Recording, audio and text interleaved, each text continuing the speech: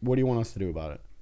Like, stop dating crazy chicks. Right. Yeah. And I'm like, it's my addiction. No, and then he caught the reality of it and was like, oh, this is not what I thought it was. Right. And it's been really hard on him. I still check in with him. This came from a baby that died, right? No. And so I was just at a house where a baby died, and now I've got you guys fighting because you can't get along. And then the next call I go to is an accident where people are mangled. Violence doesn't care what color you are, what uniform you're wearing, none of that stuff, right?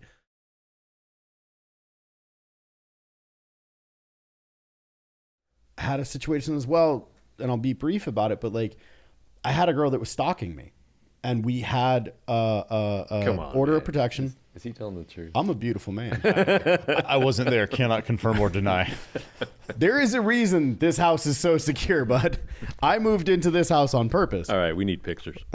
I'm just kidding. Those can be provided. I still have screenshots of all the messages. I don't want to see it. I don't want it. But no, I had to get an order of protection against her. Right. She violated the hell out of it. She's creating burner accounts and all this stuff. She keeps contacting me. There's death threats or suicide threats. Stage 10 clinger there. Oh, it was bad. She was renting a hotel room across the way from my apartment and watching my apartment.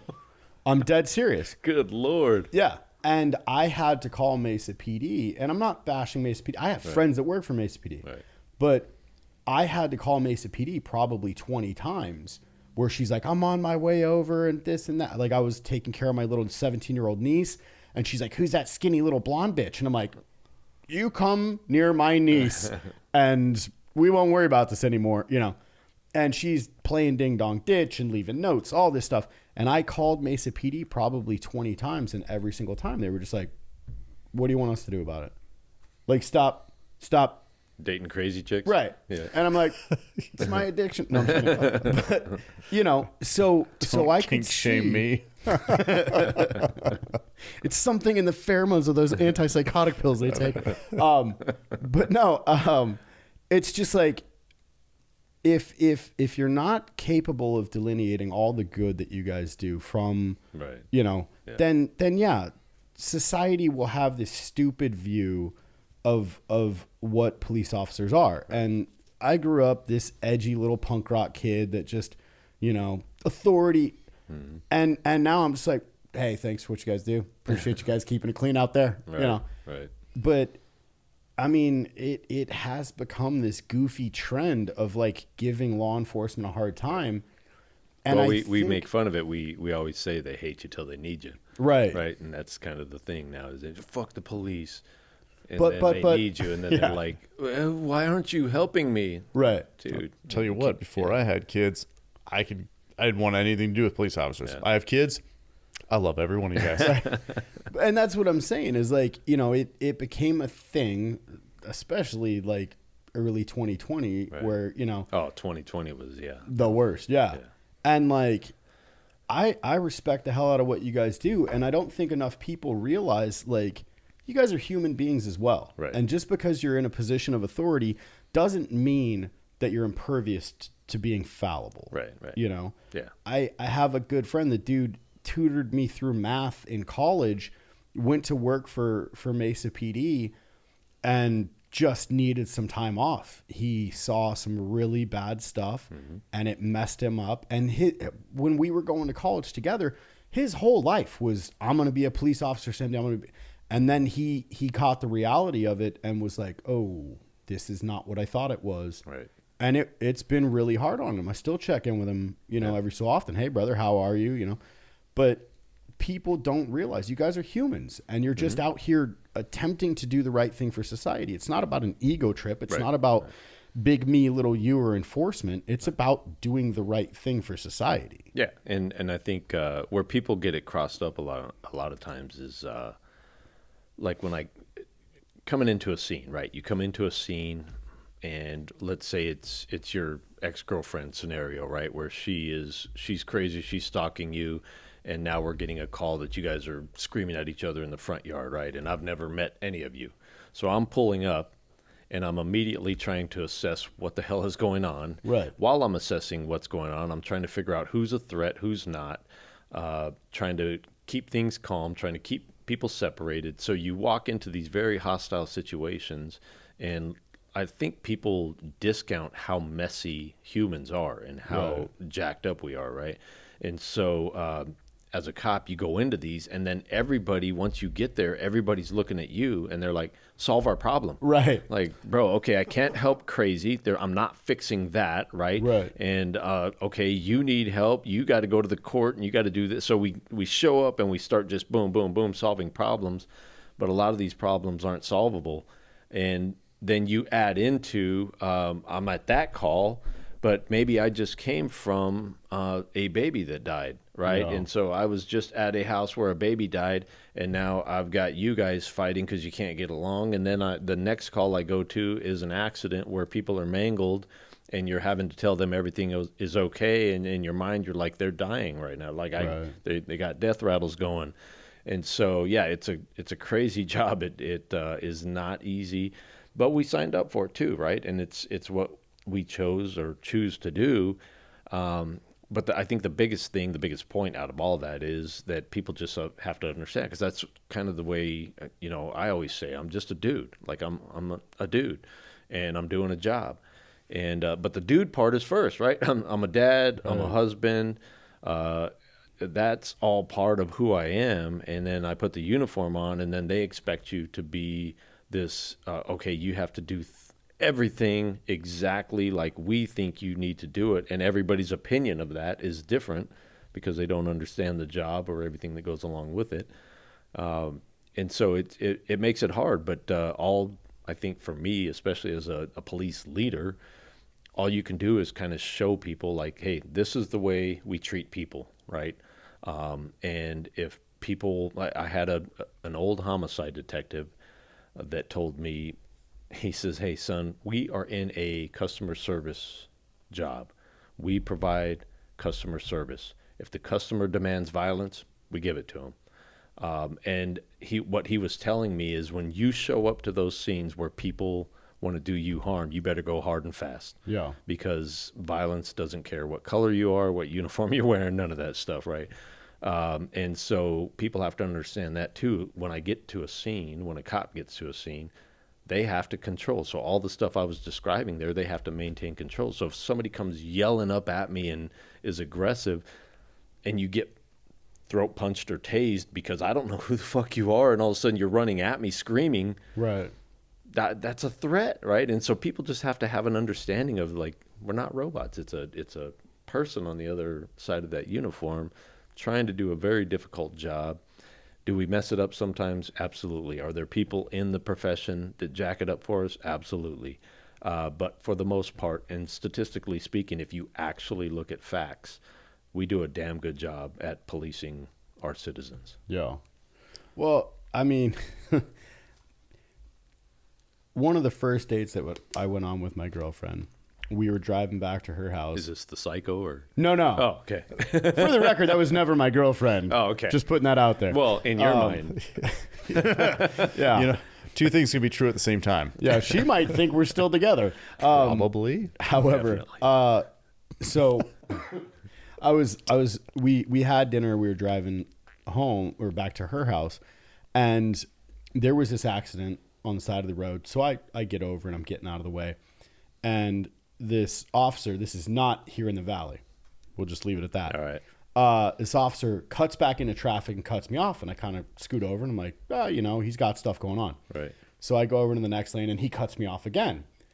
And I'm like, so I get over to the next lane, he cuts me off again. And I kind of give him a flick of the high beams, like, hey, bud, I'm here, right? So he brake checks me. Nice. And then I'm like, oh, dude, okay. So I go around him, and then he pulls me over. And, now we're here on the side of the road. Right. And he comes up to my truck, and he goes, what's going on? You're flashing your high beams. I go, yes. And he goes, well, that's for emergency, blah, blah. I go, it sure is, yeah. And I consider it a bit emergent when you've cut me off 3 times now.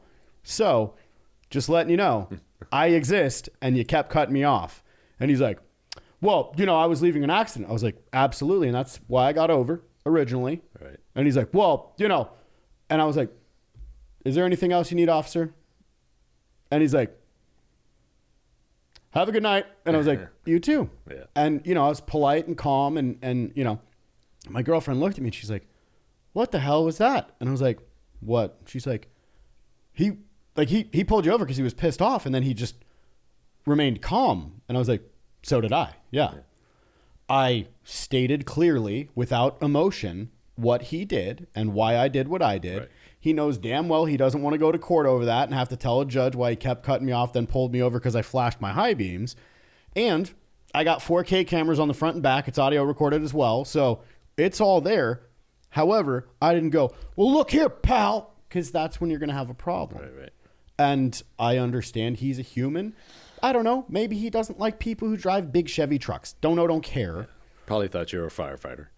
Fair, it is a big red truck. However, you know, at the end of the day as well, just like you were saying with the guys that want to like argue their case, I didn't need to argue my case with him. He didn't need to argue his case with me. It was just simply like and I'm sure he played it as far as he could. He knew he could pull me over because of the high beams. But then at the moment when I was like, yeah, it was an emergency that you were creating, he's like, all right, well, have a good night. Well, and you know? I'll tell you, so back to the human thing, right? And so we get pissed off, we get annoyed by traffic, all the things, right? You're human, yes. Yeah, and so here in AJ, when I was a young officer, I'm following a dude on the trail, and he's speeding up, so I'm speeding up, and keep going. We keep doing this, until he gets to a speed where I'm like, all right, dude, this is enough. And it's at night, so I light him up. He pulls over, and I'm like, any reason that you're going so fast? And he's like, yeah, because every time I would speed up, you'd get right back on my ass again, and I didn't know you were a cop. And I was like, that is true. Every time you would speed up, I would speed up, and then we got all the way up to this speed. And I was like, all right, well, cool. I'll see you later. So, I mean, you know, he was right. So, but again, we're human. And, right. You know, he didn't know I was a cop. I'm thinking he's doing it because I'm a cop. Right. And because, you know, to every person out there, you are the most important person, right? Right. Everybody thinks they're the most important thing. So, you know, that applies to cops too sometimes. Yeah. Where you're driving and you're like, well, they know I'm a cop, so why are they doing this stupid thing right in front of me? And then they're like, no, I had no idea you were behind me, or I had no idea there was a cop around or anything. And so, yeah, it's just human nature is funny, man. And we can't get away from it just because we put a uniform on. So people got to understand we have bad days, we have bad moments, we have good days, good moments. And I think the older I got, and because I really didn't plan on living this long, and so the longer I lived and made it through, and my wife hates when I say that, but I tell her, like, babe, it's a true statement. Like, I had letters written to you guys already because I knew I was going to get killed because I was going hard and fast. Yeah. And you get to the backside of that, and you start looking and you start paying attention to what's actually important, right? And relationships and people and caring about others. And but what happens to us is you get real twisted really quick because you're seeing the darkest shit in society. And so as that happens to you as a new officer, you become very jaded, you become very cynical. And so you start to change almost immediately when you hit this job because you see stuff that humans just weren't designed to see, right? And when you talk about trauma and stuff like that, you know, there's those of us, if you're a high-speed cop, if you're in it all the time, what's commonly known as shit magnet in both the military world and the cop world, right? If you're one of those, you're probably seeing 800, 900 to 1,000 traumatic events throughout your career, and the normal human being sees like 4 in their lifetime, right? So all of that stuff wears on you, man, and it kind of makes you jaded, and it kind of makes you cynical. And so people have to understand that too, that sometimes we get a little hardened, and they just have to understand, like, that may not be the true Matt that's standing in front of you. That's the Matt that was developed because of the shit that I've seen, right? And cut me a little slack sometimes because and sometimes you get those people that will just remind you of that, and it's kind of it's a cool thing when you become a hard cop and somebody reminds you, like, hey man, you know, it's all good. And it's a good reminder. You'll see the humanity in people. Kids have a good way of kind of bringing that out in you, you know, and reminding you that Like the world isn't all hard. We get this jaded, myopic view because of all the shit you see, and then we do this weird thing of isolating ourselves with other cops. Right. So all your friends become cops. Echo chamber. And yeah, you're in this silo where you're all like, everybody's an asshole and we're the only cool guys. Right. And then you realize, wait a minute, we're all assholes. There's a lot of other cool people out there. And so it's just this weird dynamic this career does to you, man. And you have to kind of fight through it, realize it, and all the things so that you can function normally. I'm sure you've probably heard people talking about peptides. It piqued your interest, you looked into it, but you don't know what source to trust. A lot of this stuff is coming out of China. If you're looking for a good quality peptide that's made in the United States, go to helixpure.com.